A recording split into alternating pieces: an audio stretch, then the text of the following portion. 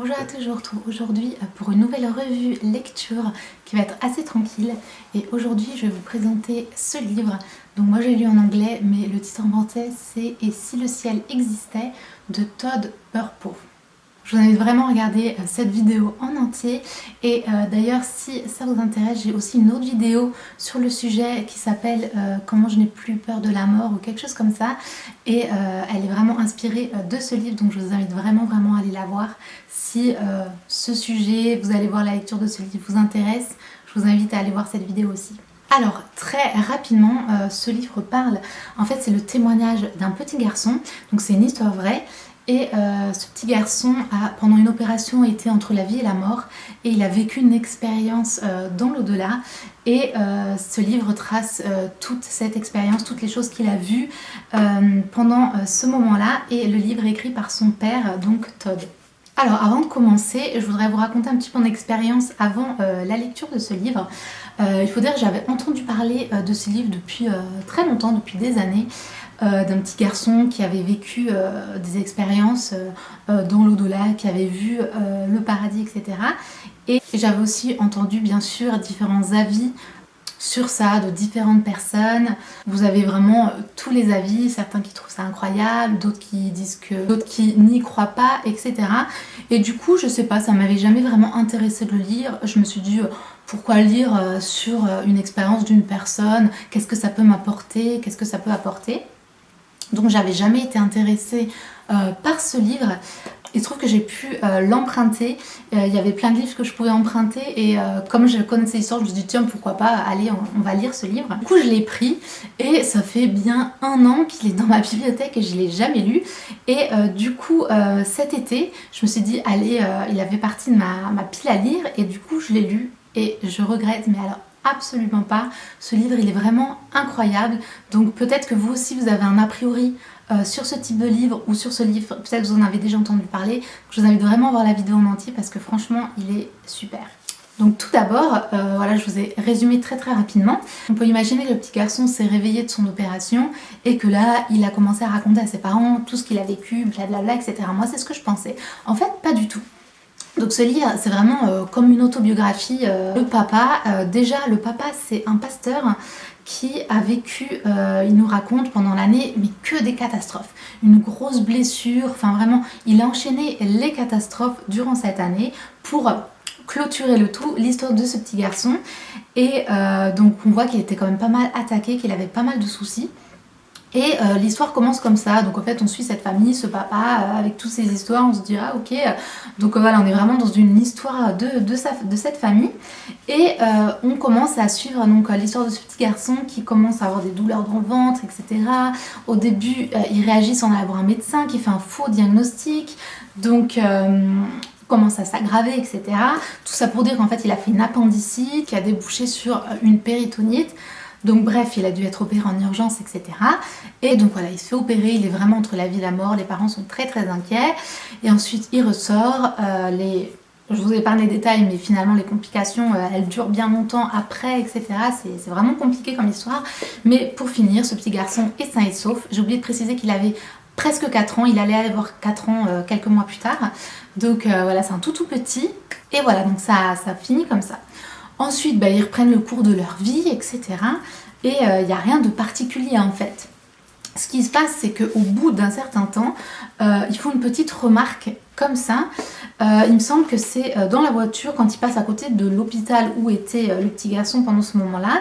Et le papa fait une petite remarque rigolote sur ça. Et le petit garçon, il y a une remarque, une réflexion très particulière qui interpelle les parents. Donc il lui parle de l'hôpital et lui il répond « Oui, je m'en rappelle très bien, c'est là où les anges ont chanté pour moi. » Donc les parents ils disent « Tiens, il a quand même juste même pas 4 ans et même s'il vient d'un milieu chrétien, etc. » Ils disent « Tiens, est-ce qu'il t'a parlé déjà des anges ?» Non, pas du tout. C'est un peu inhabituel comme réponse pour ce petit garçon. Du coup, ils continuent de lui poser des petites questions. Et ils disent mais qu'est-ce qu'ils t'ont chanté? Donc il dit le nom d'un cantique, mais il ressemblait à quoi les anges, etc. Enfin, il pose des questions et le petit garçon il a des réponses super rapides et très précises. Et ils sont assez étonnés parce que c'est pas du tout son genre de ce petit garçon d'inventer un peu des histoires, etc. Et puis d'être aussi précis, ça les a un peu interpellés. Et je vais pas bien sûr vous résumer tout le livre, mais il y a plein de petites choses comme ça, et ça s'est pas fait en une fois où le petit garçon déblatère tout ce qu'il a vu. C'est vraiment à chaque fois, il pose une question et le petit garçon a fait une petite réflexion un peu étrange, et ils vont du coup poser des questions. Et il va avoir des réponses, et parfois c'est totalement biblique, ça peut être vérifié dans la Bible, sachant qu'un petit garçon de cet âge-là, il n'avait pas vu ça à l'école du dimanche, etc. Donc les parents sont vraiment très très interpellés, et parfois c'est des remarques qu'on ne peut pas vérifier, puisque voilà, c'est marqué nulle part dans la Bible, mais ça peut être totalement possible, et le petit garçon est convaincu de ce qu'il raconte, donc c'est très très intéressant, et j'ai beaucoup aimé l'approche en fait des parents. Comme je vous dis, c'est pas le petit garçon qui raconte voilà tout ce qu'il a vu et fait, et c'est pas non plus les parents qui disent ah waouh, il a vécu un truc extraordinaire, vite vite racontons ça, écrivons ça. Ils étaient très dubitatifs au début, et ils se disaient mais ça vient d'où, est-ce qu'il a entendu ça quelque part, etc. Ils font comme une petite enquête que je trouve vraiment très intéressante, sans non plus traumatiser leur petit garçon bien sûr. Et parfois à un moment le père il fait même comme un petit test. Il lui pose une question quelque chose qu'il pourrait vérifier dans la Bible, et le petit garçon répond très clairement quelque chose qui est du coup vraiment vérifiable et du coup biblique, et quelque chose que le petit garçon ne pouvait pas savoir. Il n'a pas pu lire la Bible à 3 ans, et c'est pas quelque chose qu'on annonce non plus aux petits enfants à l'école du dimanche ou dans sa famille.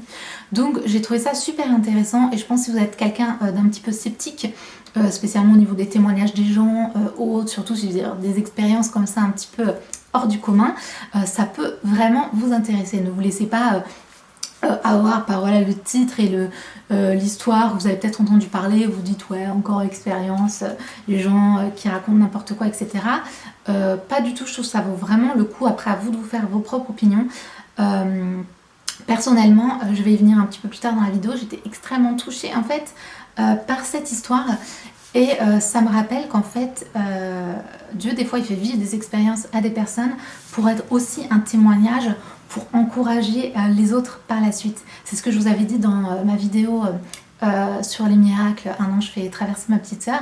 C'est aussi pour ça que j'ai voulu raconter aussi les histoires incroyables qui ont pu m'arriver à moi et ma famille, parce que ce livre a eu un énorme impact. Juste, en fait, c'est le témoignage extraordinaire d'un petit garçon, et on le voit aussi plus tard dans les témoignages à la fin, que ça a pu avoir un impact très très fort sur beaucoup de personnes. Ce qui est très très beau aussi dans cette histoire, c'est qu'il s'agit de l'histoire d'un petit garçon qui a même pas 4 ans, et du coup il a tout ce qui caractérise un petit enfant, donc la naïveté, c'est pas voilà, un enfant calculateur ou quoi que ce soit, c'est vraiment naïf, sincère, et c'est très très beau, parce qu'en fait Dieu il nous dit aussi de venir avec un cœur d'enfant, et du coup on retrouve ça avec le témoignage de ce petit garçon. Son père a essayé d'être le plus fidèle à ce que dit son enfant, et je trouve ça vraiment très très beau. Ça donne vraiment envie de retrouver cette âme d'enfant, cet esprit vraiment naïf et sincère, honnête, et du coup aussi une vision de Dieu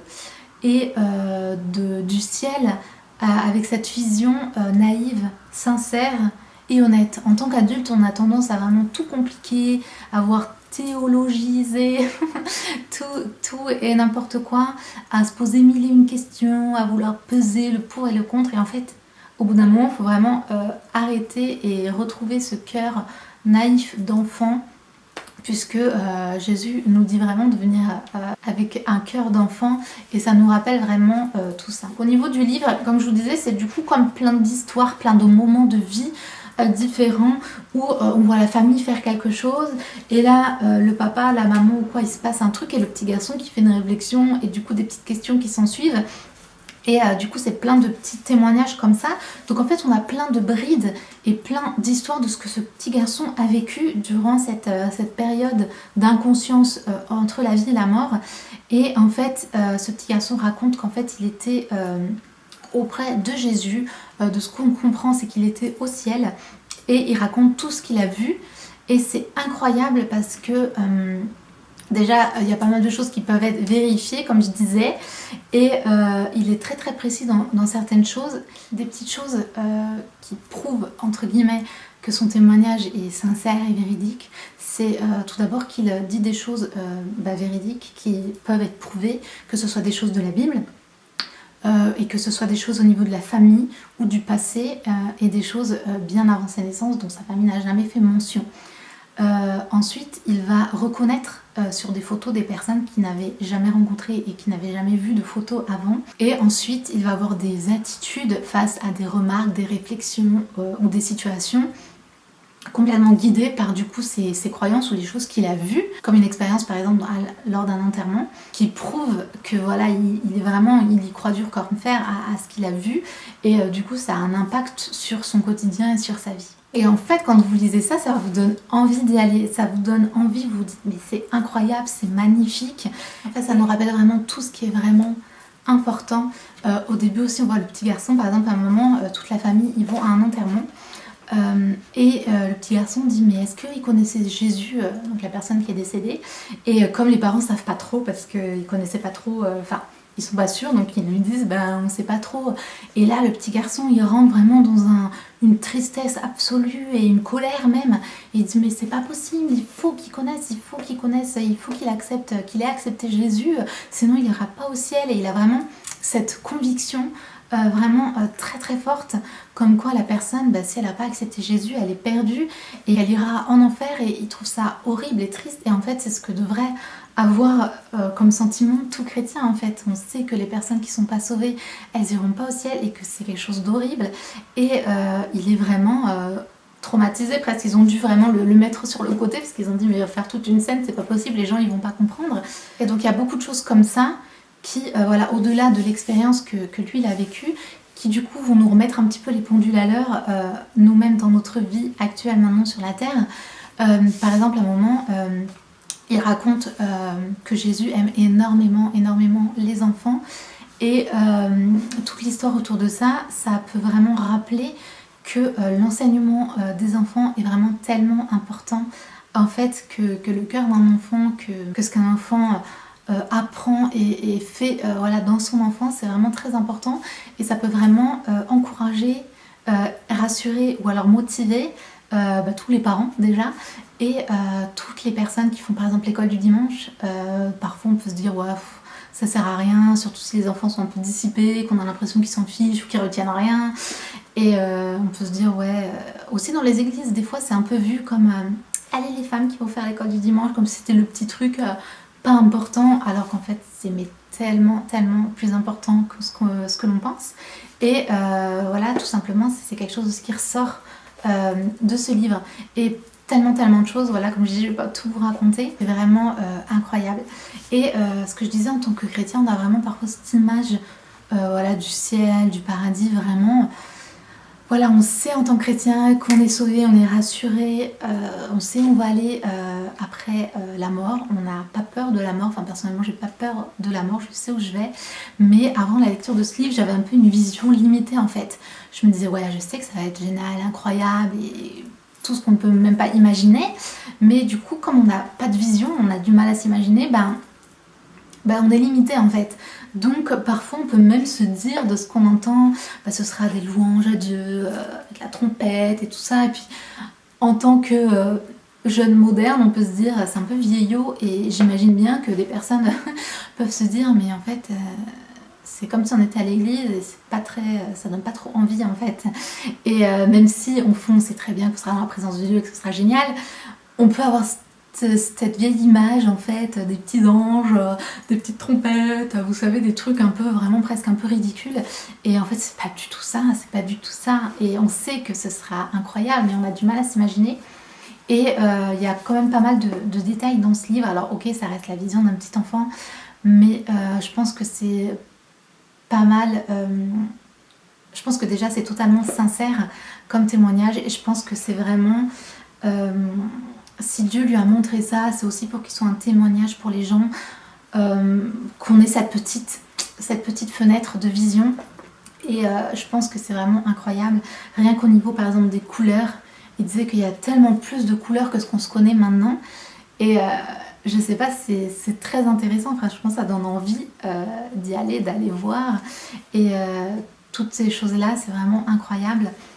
Et aussi par rapport aux personnes du coup qui sont décédées, il raconte qu'il a vu des personnes qui sont décédées, et notamment en fait les parents de ce petit garçon ou la maman a fait une fausse couche et il raconte qu'il a vu cet enfant d'âge réel comme si la petite fille avait vécu en fait et c'est assez incroyable en fait et je pense que vraiment si vous avez vécu une fausse couche ou perdu un enfant très tôt, je vous invite vraiment à lire ce livre parce que voilà, je vais pas vous raconter tout, mais je trouve que c'était vraiment waouh. Et ça nous montre aussi qu'est-ce qu'on peut faire pour ça, parce qu'il y a aussi beaucoup de croyances. Moi, je suis vraiment de la croyance que voilà, une personne qui est décédée, elle est décédée. Ça sert à rien de prier pour elle dans le sens où elle est décédée, c'est trop tard. C'est pas voilà, comme les gens qui prient aux morts, etc. Pour moi, c'est anti-biblique tout ça. Mais savoir évidemment qu'on va retrouver toutes les personnes sauvées, etc. Et dans ce cadre particulier aussi, ça fait vraiment réfléchir, c'est vraiment très intéressant et je pense que ça va apporter beaucoup de paix et de baume à l'âme à toutes ces personnes-là qui ont vécu des choses comme ça. Donc très honnêtement, je conseille à tout le monde de lire ce livre, même si vous êtes sceptique, même si vous avez un peu du mal à croire à tout ça, ou au contraire, si vous êtes du genre à croire tout et n'importe quoi, au moins je pense que là c'est un vrai beau témoignage sincère, véridique, et qui peut amener que du positif en fait, puisque ça nous ramène vraiment à l'essentiel, à Dieu, à nous dire un peu aussi que hey, la mort c'est réel, et donc bouge-toi un petit peu dans ta vie ici pour les choses du royaume de Dieu. En tout cas c'est mon interprétation, et aussi qu'on peut se réjouir pour la mort. Si vous êtes quelqu'un de vraiment anxieux, surtout en ce moment, je vous invite à voir la vidéo que j'ai faite qui est justement sur ça. Mais on peut se poser des questions, même si vous êtes chrétien sauvé et que vous savez que pour vous la vie après la mort c'est un détail. On a parfois du mal à se projeter, à s'imaginer. Comme je vous disais moi avant, je me disais bon, je sais que ça va être super, mais on a du mal à se réjouir en fait. Et quand vous lisez ça, vous vous réjouissez mais tellement, pas vous avez hâte de mourir, mais presque. Vous vous dites mais en fait c'est tellement incroyable. Et en fait Dieu il est tellement plus grand que qu'on peut s'imaginer. Et aussi il est tellement vrai. Ça nous rappelle que Dieu il est là. Le ministère de Jésus, tout ça, enfin je sais pas, ça nous remet tout en pleine face, que tout est vrai. Je sais pas, je trouve ça tellement encourageant pour notre vie actuelle, et je pense que j'ai envie de le relire parce qu'en fait je l'ai lu cet été et je voulais vous en parler tout de suite. C'était vraiment le truc waouh, ça fait longtemps que j'avais pas lu de livre comme ça qui m'a toute retournée, même si c'est des choses que je croyais déjà et que je pensais déjà, vous voyez. C'est pas comme si j'étais pas du tout chrétienne et que tout d'un coup je lis ça et waouh, ça change toute ma vie. C'est des choses que je savais déjà, mais c'est de le relire, de le revoir et d'avoir plein d'infos en plus que ça peut vraiment, ça m'a toute chamboulée. Tellement que j'ai envie de le garder tout près de moi pour que ça puisse un petit peu mûrir, un petit peu, je sais pas, un peu éclore. Je savais pas comment le partager aux autres, tellement c'était encore tout frais en fait, vous voyez. Donc pareil, là j'ai pas du tout préparé cette vidéo, je pense qu'elle est dans tous les sens, complètement brouillon. J'espère vraiment que vous l'avez vue jusqu'à la fin. Je voulais pas non plus raconter toutes les histoires qu'il y a, parce que franchement, lisez le livre, je vous conseille vraiment. Et ça m'a vraiment inspiré de faire voilà, ces vidéos, la vidéo qui est déjà en ligne que je vous invite vraiment à aller voir, cette revue pour vous expliquer un petit peu plus le livre. Et j'ai une autre vidéo qui va venir normalement à nouveau sur ça. Donc voilà, tout ça pour dire que peut-être que vous avez entendu parler de ce livre, vous êtes un petit peu dubitatif, ça vous a peut-être pas trop donné envie de le lire comme moi à l'époque. Et ben là, c'est le signe, allez vous le procurer, empruntez-le, je sais pas. Il existe, voilà, moi je l'ai lu en anglais, mais je sais qu'il est en français, je l'ai acheté du coup à ma mère en français. Quand je l'ai lu, je me suis dit mais voilà, faut que tout le monde le lise quoi, c'est pas possible. Et même elle l'a lu et ça l'a vraiment beaucoup encouragée. Donc voilà, si vous n'êtes pas du tout livre, lecture, bah déjà il y a peu de chances que vous ayez cliqué sur cette vidéo, mais si c'est le cas, surtout restez connectés sur la prochaine vidéo. Ça pourra peut-être voilà, vous aider, vous motiver. Donc surtout, likez cette vidéo si elle vous a encouragé, motivé. Abonnez-vous si c'est pas fait, c'est super important pour ma chaîne. Et voilà, je vous fais plein de bisous, je vous encourage vraiment à lire ce livre et je vous dis à très vite. Ciao.